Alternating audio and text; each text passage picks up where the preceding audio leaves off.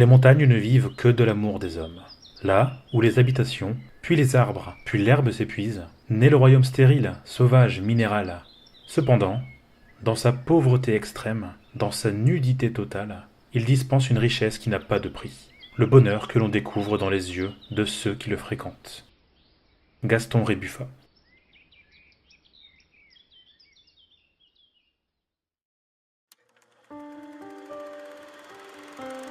En venant de Paris, de la campagne picarde ou même de plus près, nous ne pouvons pas passer à côté de ce qui a fait la renommée du Nord et du Pas-de-Calais. La souffrance de nos pères, de nos grands-pères, descendant très jeunes et remontant souvent malades d'avoir trop descendu, est à jamais gravée dans les paysages de notre région. Le mineur de fond, l'homme du Nord, a réussi l'exploit de construire une chaîne montagneuse. Une ligne d'horizon qui force le respect et témoigne de l'ampleur des efforts menés durant les siècles où les mines faisaient vivre la région entière.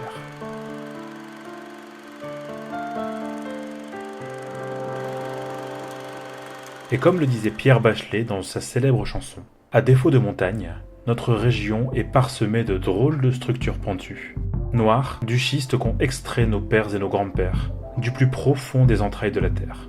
Et c'est ce dont on va discuter dans cet épisode des Trésors en or. Car trop souvent décriées, abandonnées et détruites, certaines de nos montagnes noires sont de véritables trésors qui, aujourd'hui, abritent de drôles de surprises.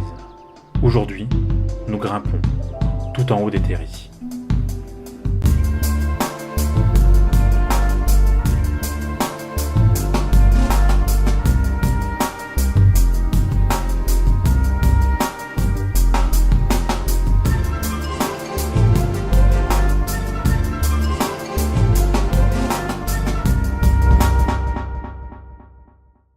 Yo les gonzes, c'est Valoutre et comme expliqué au début, je vais vous faire découvrir des terris de ma région et leur reconversion réussie. Vous êtes prêts? C'est parti. S'il y a bien des clichés qui reviennent souvent quand on identifie la région Hauts-de-France, mais principalement le Nord et le Pas-de-Calais, c'est que nous parlons tous un peu comme ça. Bonsoir Biloute. Boubours. Nous vivons tous dans des corons, nous sommes tous mineurs de fond ou descendants de mineurs de fond, et les terris, c'est notre quotidien. Bref quoi, le Nord-Pas-de-Calais, c'est l'industrie. Alors, qui a raison ou qui a tort? Eh ben, ça me fait chier de le dire, mais c'est un peu vrai et un peu faux. Déjà, on va un peu le situer, ce bassin minier. Vous prenez une carte de la région et vous faites un gros trait crade qui commence à R sur la Lys, vous descendez vers Bruay-la-Bussière, vous passez par Lens, puis par Douai, et enfin, vous terminez par Valenciennes. Cet axe, c'est grosso modo ça, le bassin minier. Une très grosse partie de la région qui, durant les grandes années de l'industrie minière, a fait vivre la région pendant près de 300 ans.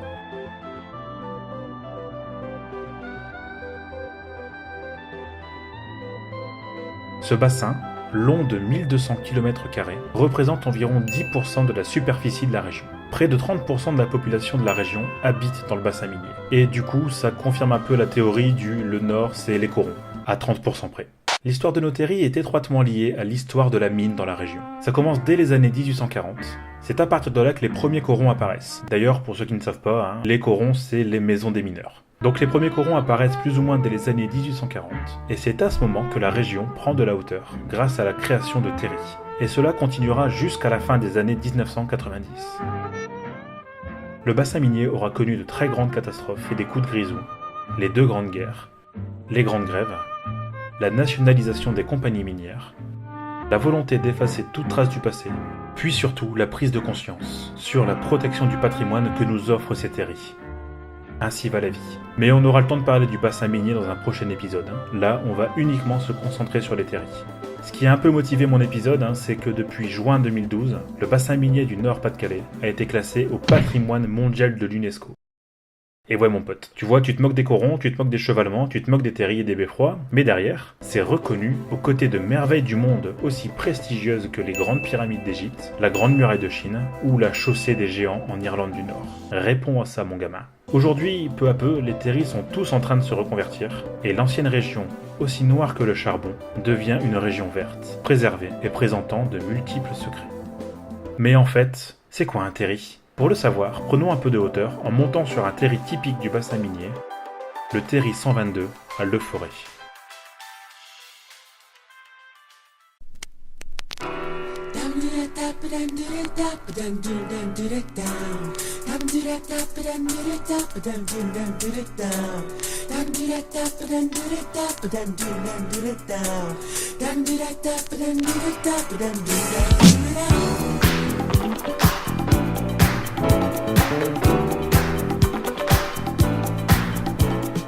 Alors pour faire simple, un terri c'est une colline construite par accumulation de schiste, de houille ou de résidus miniers divers. En gros, ce sont les matériaux qui restent après que tu aies extrait les minerais et le charbon, stockés soit dans des bassins quand c'est des matériaux humides, soit sur des terris quand il s'agit de matériaux secs ou solides. Ces résidus sont aussi appelés stériles. D'ailleurs, fais un peu le rapprochement. Stérile, terri, il y a comme un air de famille. Il existe plusieurs formes de terris que l'on va tous explorer dans cet épisode. Des terris coniques, ce sont les plus connus de tous et également les plus répandus. Des terris plats, donc en forme de plateaux horizontaux très longs. Des terris tronqués, ce sont comme des terris coniques mais avec un sommet plat. On dirait un peu une sorte de trapèze. Des terris cavaliers. Alors en gros, c'est les terris plats où tu mettais avant des voies ferrées pour transporter le charbon. Et il y en a plein des trucs comme ça. Et enfin, les terris modernes, qui sont des ensembles de terris coniques, très répandus après la Seconde Guerre mondiale. Chacun des types de terris présentés dépend un peu de l'histoire du lieu. Généralement, les terris plats apparaissent dès le XVIIe siècle, les coniques et les tronqués au XXe, et les modernes après 1945. Donc rien qu'en voyant la forme d'un terri, tu peux plus ou moins déterminer son âge. Pas mal, non ? Si je vous parle du terri 122 à Le Forêt, c'est pour vous expliquer un petit peu la classification des terris et également de quoi est composé un ensemble minier. Au départ, chaque terri a un petit nom, afin de le différencier des autres. En 1969, une liste a émergé avec la volonté de référencer les terris avec un numéro individuel. Ils sont numérotés dans un premier temps de 1 à 202 et d'ouest en est. Si t'as bien suivi, le 1 c'est celui le plus à l'ouest et le 202 le plus à l'est. Jusque-là, c'est pas compliqué. Le terri 122 est donc un terri se situant plus ou moins au milieu du bassin minier. Là où ça se complique, c'est qu'ensuite une autre liste a émergé et elle référence les terris de 203 à 260. Putain, y a aucune logique dans ce classement-là, je comprends rien, merde à la... Dit Monsieur Loutre, de quoi est composée une base minière? Donc forcément, une base minière c'est composé d'un ou plusieurs terris, d'une fosse avec un nom ou un numéro, donc en gros un endroit où est extrait le charbon ou la houille, d'un ou deux chevalements, ce sont des grandes tours en fer qui servaient d'ascenseur pour descendre et remonter les mineurs et le minerai, une compagnie, donc ce sont des sociétés d'exploitation des mines, et il en existe tout plein, Bruet, Lens, Neu, Liévin, Douai, Aniche, Anzin, etc. Il y en a vraiment plein. Et du coup, le joyeux terri que l'on vient de monter porte le joli nom de terri conique 122, 10 de l'Escarbelle Est. Bon là t'as rien compris, c'est normal, mais ça veut dire en gros que d'ouest en est il est le 122e terri du bassin minier, qu'il est de forme conique et qu'il appartient à la fosse numéro 10 de la compagnie des mines de l'Escarpelle, qui en gros est la compagnie des mines de la ville de Douai. On a fini d'expliquer. Grosso modo, un terri c'est ça, c'est une colline avec un petit nom sympa ou un numéro. D'en haut, généralement, on a une belle vue sur tous les alentours et on marche sur des années d'histoire d'extraction. Là, on a fait un point sur un seul terri, et imagine qu'en tout, il y en a 340 qui ont été recensés. C'est pas rien, Bon par contre Michel, tu t'en doutes un peu, mais on va pas faire un point sur chacun de ces terris. J'en ai sélectionné quelques-uns pour vous, qui représentent de sacrées particularités. Prépare-toi à voyager dans le temps, à la découverte du passé du Nord-Pas-de-Calais. Le terri Sainte-Henriette. Alors celui-là, pour le manquer, faut se lever tôt. Autoroute A1, Paris, direction Lille. Vous savez que vous entrez dans le bassin minier de la région quand vous le voyez. Situé en plein cœur du bassin minier, sur les communes de Dourges et d'Hénin-Beaumont, haut de 135 mètres, il fait partie des terris les plus imposants et les plus remarquables du Nord-Pas-de-Calais. Remarquable notamment car il est situé à proximité de la ligne grande vitesse Paris-Lille et est au croisement de l'A1, donc l'autoroute du Nord, et l'A21, autrement appelée la rocade minière, qui va de Bruay-la-Bussière et descend jusque Valenciennes. Comme son nom l'indique, il est issu de l'activité de la fosse 2 de Dourges, petite ville minière située à 5 km du terri, et ce, de 1854 à 1970. Mais pourquoi donc s'appelle-t-il Sainte-Henriette ? Eh ben je vais vous le dire, Cela se réfère à une personnalité très connue de Dourges, Henriette de Clerc. Henriette de Clerc n'est autre que la fondatrice de la compagnie des mines de Dourges. Pour rendre hommage à cette illustre personne, la fosse 2 de Dourges porte donc le surnom de fosse Sainte-Henriette. Est-ce que tu vois où je veux en venir ? Les habitants donc aux alentours identifiaient le terri 87 à la fosse Sainte-Henriette, et c'est donc pour cela que ce terri porte le nom de terri Sainte-Henriette. C'est pas plus compliqué que ça. De ce terri, nous avons un panorama exceptionnel sur la plaine de Lens, Douai et ses alentours, et on peut également apercevoir les monts des Flandres, au loin par temps clair. Même s'il verdit peu à peu, ce terri extrêmement pentu n'est pas encore colonisé par les arbres, et ces terres de schiste sont propices aux glissements de terrain et aux éboulements. Le sommet paraît tellement inaccessible. En même temps, avec un dénivelé moyen de 40%, c'est un petit peu logique. Du coup, le site ne bénéficie d'aucun aménagement et n'est pas ouvert au public. Enfin, pas ouvert au public, sauf si on sait comment s'y prendre.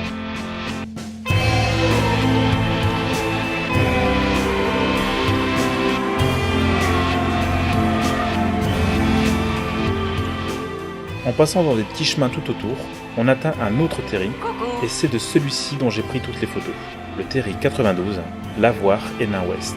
Ce terri, un peu moins pentu et un peu moins dangereux que son grand frère, reste le point de vue le plus sympa pour prendre Sainte-Henriette en photo et en vidéo. Partons maintenant vers l'ouest du bassin minier, en direction du village d'Aillicourt. Les terris du pays à part.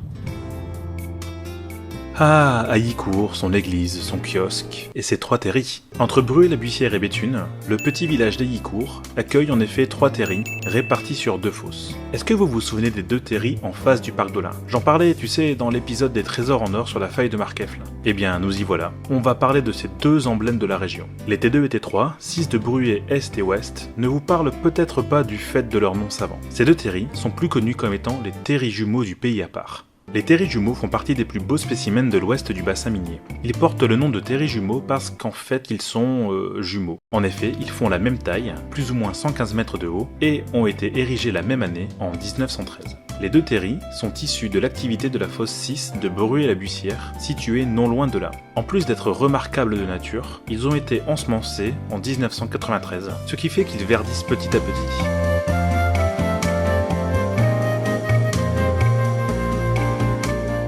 Le site impressionne de par sa qualité incontestable en tant que marqueur spatial.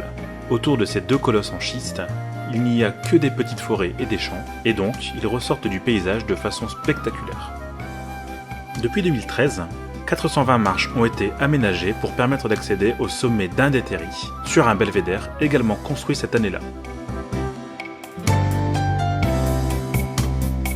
Ce belvédère permet de profiter d'une vue à 360 degrés qui s'étend jusqu'au mont des Flandres par temps clair. Et au fait, ça vous dit pas de grimper ?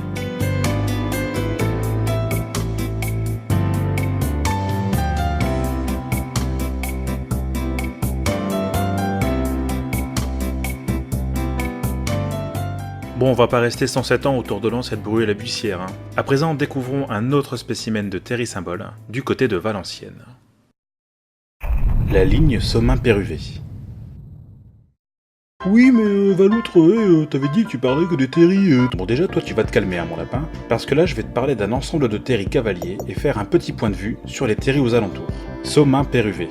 C'est une ancienne ligne de chemin de fer, l'une des premières d'ailleurs en France, ouverte en 1838 et fermée en 1989. Le surnom de cette route minière ? Le Cavalier. Et ouais, rien que ça. Bon, mais pourquoi diable parler d'une ligne de chemin de fer ? C'est parce qu'aujourd'hui, la ligne est déclassée et elle est en véritable reconversion. Cette ligne longue de 38 km se découpe en plusieurs parties que je vais essayer de vous expliquer ici. Le premier secteur s'étend de Somain à Denain. C'est du kilomètre 0 au kilomètre 10, et là, on est sur une zone morte. Il n'y a que quelques chemins ça et là, et beaucoup de champs. Malgré tout, on coupe plusieurs terris. Le T147 de Somain, qui est un ancien terri conique aujourd'hui entièrement exploité, le T148 de Somain, qui aujourd'hui est devenu une zone d'activité, les T149 et 149A d'Écaudin, dit les terris Saint-Marc, étant surtout connus pour être des terris nature, même s'ils passent quasiment inaperçus. Et aux alentours le T162 de Denain, dit le Renard Cavalier Turenne, qui est un terri conique classique, connu surtout pour avoir été l'inspiration principale d'Émile Zola pour l'écriture de son livre Germinal. Ça a de la gueule, hein ? Ensuite, de Denain à Anzin, kilomètre 10 au kilomètre 19, nous avons une grande partie de la ligne qui a été reconvertie en ligne de tramway. Et ouais, ça s'invente pas, hein. Bon, c'est pas que cette reconversion m'intéresse pas trop, mais c'est que je suis tombé sur une des artères de la ligne qui remonte jusque Aveluy. Et là, je suis tombé sur des terris cavaliers encore tellement bien conservés. Enfin, jugez par vous-même, quoi. Ça, c'est cool, putain.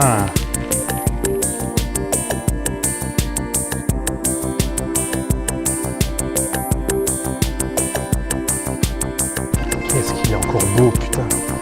Il est encore plus beau que ce que je pensais. Si on suit le tracé de la ligne jusqu'au nord, d'Anzin à Péruvé, on tombe sur des terris très curieux, et mon regard s'est arrêté sur celui de la Bleusborn, entre Anzin et Beuvrages. La Bluesborn, c'est un peu le all-in-one du terry. C'est un ensemble de 4 terry, dont 3 qui sont indissociables. Déjà c'est simple, nous avons un terry à l'ouest de la ligne de chemin de fer, c'est le 218 Bluesborn Minimage.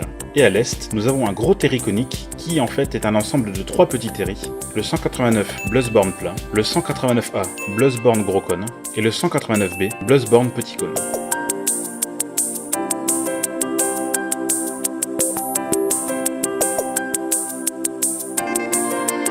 Redescendons à présent et continuons la ligne de chemin de fer en remontant jusque Fresnes-sur-Escaut et Condé-sur-Escaut. C'est à partir d'ici que la ligne prend tout son sens. Elle a été transformée en voie cyclable et remonte jusqu'à la gare de Péruvé en Belgique, la voie verte des Gueules Noires. 18 km de sentiers et de stabilisés pour le plus grand plaisir des yeux. Et quelle est la preuve que l'on est sur un terry cavalier?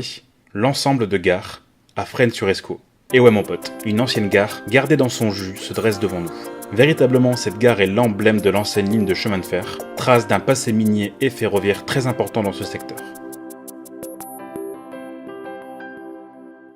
Bon, vous l'avez compris, hein, c'est un endroit magnifique et reconverti secteur par secteur, afin de ne jamais oublier ce qui a fait la puissance du Valenciennois du 18 au 20e siècle.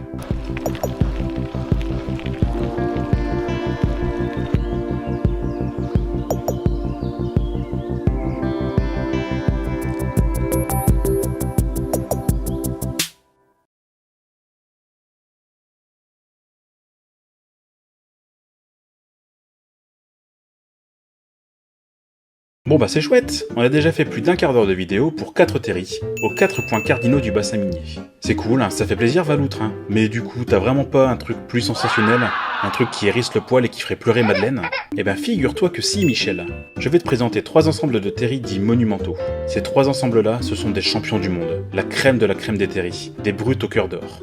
Parce que oui, le Nord-Pas-de-Calais peut narguer le monde entier en disant à tout le monde qu'elle possède les terry de houille les plus hauts, les plus longs et les plus étendus d'Europe. Et ça commence tout de suite avec le symbole du bassin minier, les terry 74, 74A et 74B 1119 de Los Angeles. Bon alors là, attention, c'est du lourd. Ces terry sont plus connus comme étant les terry jumeaux de Los Angeles. Et on va pas tourner autour du pot, ce sont les terry en schiste les plus hauts d'Europe. Et ouais, rien que ça. Ils culminent à 186 mètres de haut et sont des terry modernes. Donc si tu te rappelles bien, hein, des terry coniques, composés de terry coniques, placés également sur les terry. En fait, on a l'impression qu'il n'y a que 2 terry côte à côte. Mais en vérité, ils sont 5. Donc les 74, 74A et 74B, puis un peu plus bas, les 79 et 79A. Bref, c'est un ensemble minier assez fou. Les 2 terry sont situés sur la base du 11-19 de Los Angeles, l'une des fosses, si ce n'est la fosse la plus célèbre de la région. J'en parlerai plus longuement dans un autre épisode, hein. Il y en a vraiment beaucoup à dire. Ces terry forment donc un ensemble qui est visible d'abord de l'A21 situé en contrebas, mais surtout de la région tout entière. Je veux dire, on sait qu'on est dans le Nord-Pas-de-Calais quand on voit au loin 2 énormes pyramides et une tour en béton juste à côté. C'est simple, on les voit du Mont Cassel ou du terry de Bluesborn, donc visibles à au moins 60 km à la ronde.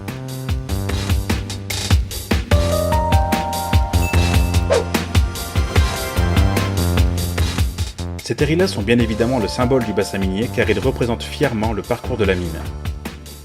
Le site est donc bien sûr un endroit idéal pour les promeneurs et les sportifs, tant le site impressionne pour sa vue et son étendue. D'ailleurs, si on montait... oui, en effet, ça c'est de la vue.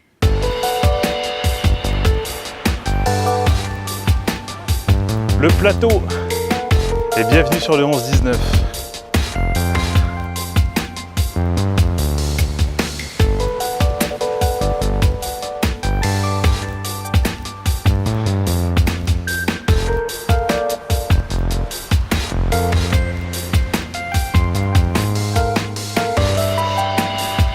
La pente, au moins 30% de pente.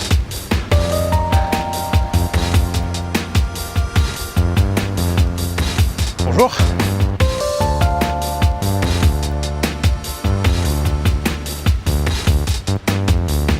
Maintenant qu'on l'a monté, il faut le redescendre, hein.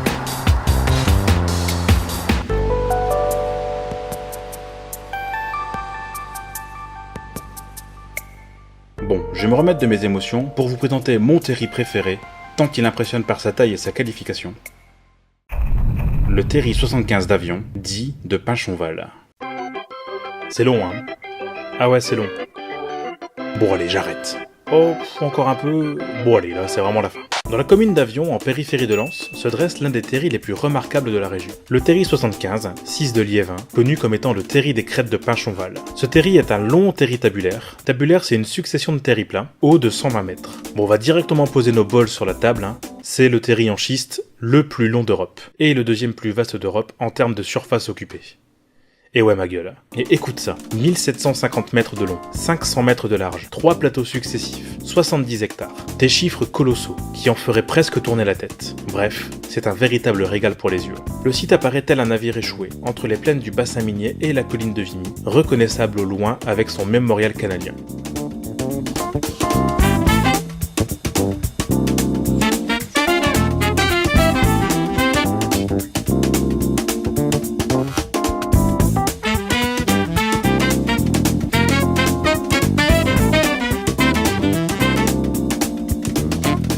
Le nom du terri, Pinchonval, vient du fait qu'il a été érigé sur un lieu dit, la vallée des Pinsons. Et ouais, c'est encore du ch'timi. C'est évidemment un haut lieu d'une histoire commune entre nature et industrie. Il est le fruit des remontées de la fosse 6 de Liévin, et ce terri voit le jour dès 1907.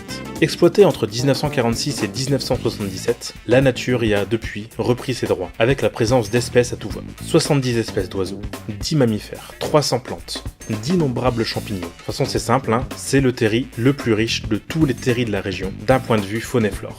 C'est également le seul terri du bassin minier à être classé comme étant un espace naturel, et le seul terri de France à être protégé par un arrêté de protection de biotope.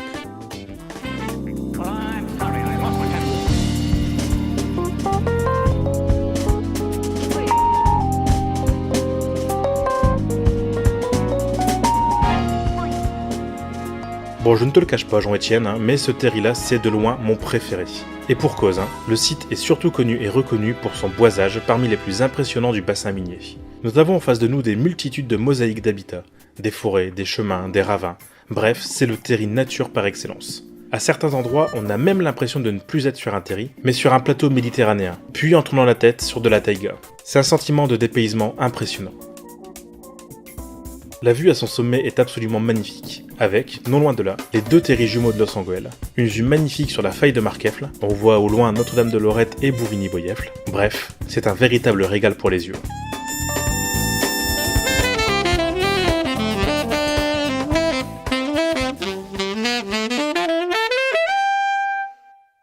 Le terri 144 de Rieulay, le terri des Argales. Le saviez-vous, dans le nord de la France, on peut aller à la plage sans forcément être près de la mer. Et oui, à Rieulay, petit village entre Douai et Valenciennes, se cache un terri particulier.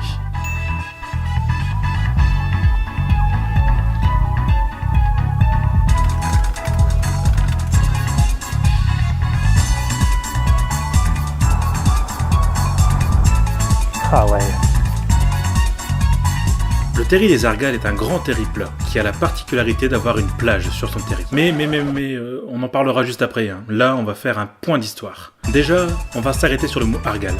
C'est un mot ch'ti qui signifie friche. Et vous allez comprendre pourquoi. Il était autrefois installé sur des prairies et des tourbières de la vallée de la Scarpe, le fleuve de la ville de Douai.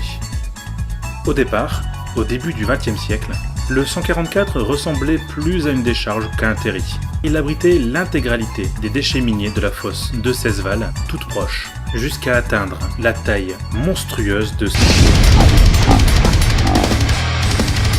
vers les années 70. Tu l'auras donc certainement compris, Jean-Eudes, ce terri ne se distingue pas par sa hauteur, ni par sa longueur, mais bel et bien par sa surface absolument dingue de 144 hectares. C'est, de toute façon, le terri de houille le plus vaste d'Europe.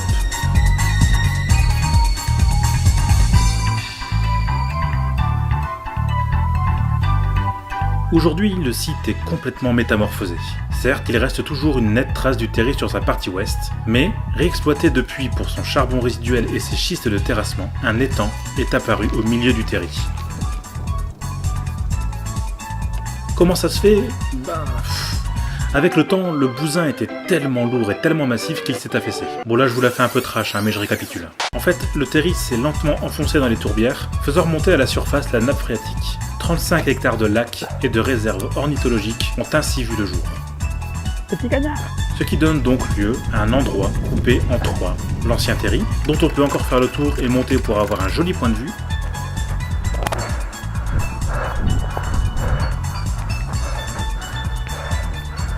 Hey!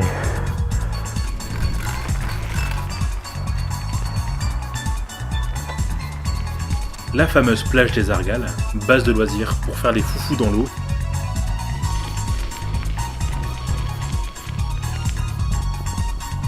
Et enfin l'étang des Argales, zone sauvage protégée avec ses animaux et ses espèces florales diverses.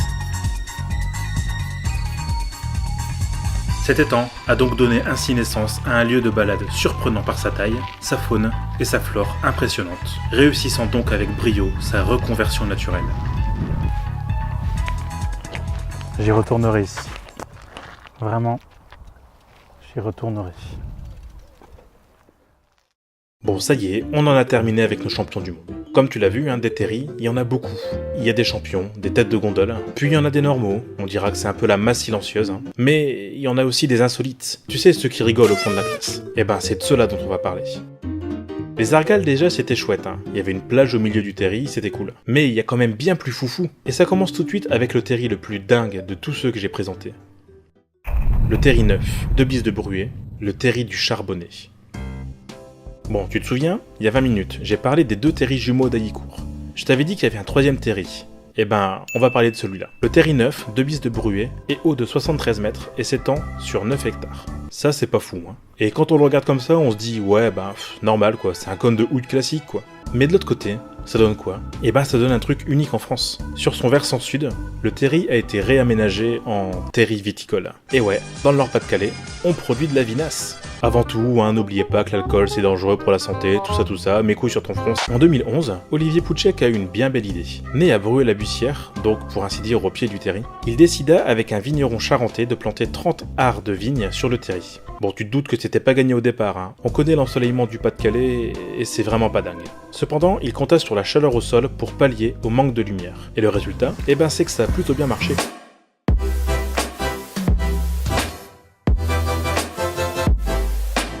Deux ans après, les premières vendanges ont produit 250 kg de charbonnet. Et j'espère que vous aurez noté la référence entre chardonnay et charbon, vu qu'on s'est bien rigolé dans le Pas-de-Calais, t'as vu? Et du coup, il est bon ce vin?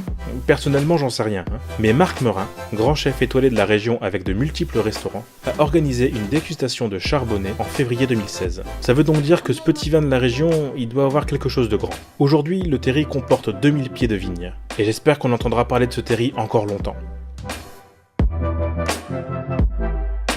Partons maintenant, non loin de là, sur un terri quelque peu spécial. Le terri 42, piste de ski de Neu-les-Mines. Et ouais, mis à part les gens du Nord, qui savaient qu'on pouvait faire du ski sur une montagne toujours blanche dans le Nord-Pas-de-Calais? Et ouais, notre prochaine escapade nous arrête à Neu-les-Mines, entre Béthune et Lens, afin de parler du terri 42, 3 de Neu-Sud, aussi connu comme étant le terri des skieurs. Loisinor, c'est un complexe sportif et de loisirs, et, depuis 1996, une piste de ski unique en son genre a été construite en plein sur le terri.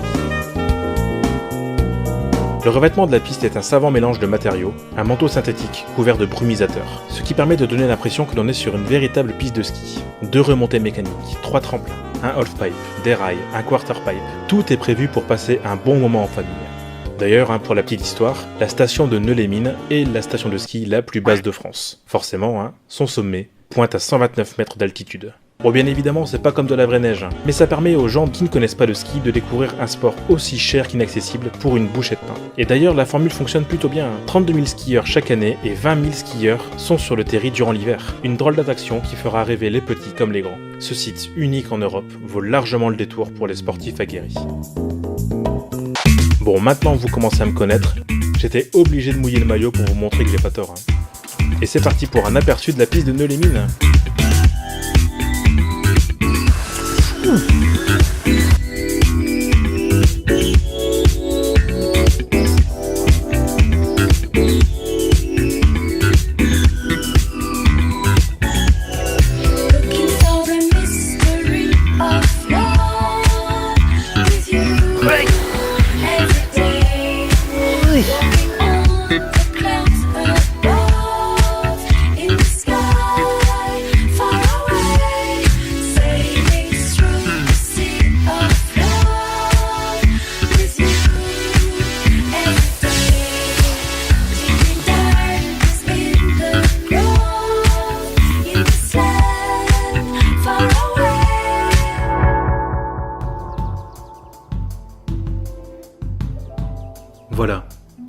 épisode sur nos terris du nord de la France est à présent terminé. Je ne sais pas si nos grands-parents auraient vraiment apprécié de voir que nous marchons sur autant d'années d'histoire. Ce que je sais, cependant, c'est que ces œuvres conjuguées de l'homme et de la nature font partie du patrimoine du Nord-Pas-de-Calais. Et ces terris sont passés du statut de décharge à ciel ouvert à celui de témoin inamovible de ce qui a fait l'histoire de notre région. En somme, ce sont de véritables trésors. Bon, certes, nous en avons visité une dizaine sur les 340 recensés, plus ou moins 3% de tous les terris de la région. Mais n'oubliez pas que c'est à vous aussi de découvrir ma région et son histoire. En 3 siècles de mine, il s'en est passé des choses. Et à l'avenir, il risque encore de s'en passer. Si vous avez aimé la vidéo, n'hésitez pas à la partager sur les réseaux sociaux. Défoncez les pouces bleus à coups de pioche à charbon, faites parler de ces lieux autour de vous, et faites du squash. En attendant, d'autres trésors dorment encore. C'est l'occasion de les découvrir dans de futurs épisodes des Trésors en Or. Restez curieux. C'était Valoutre. Bisous. Et à ciao ciao!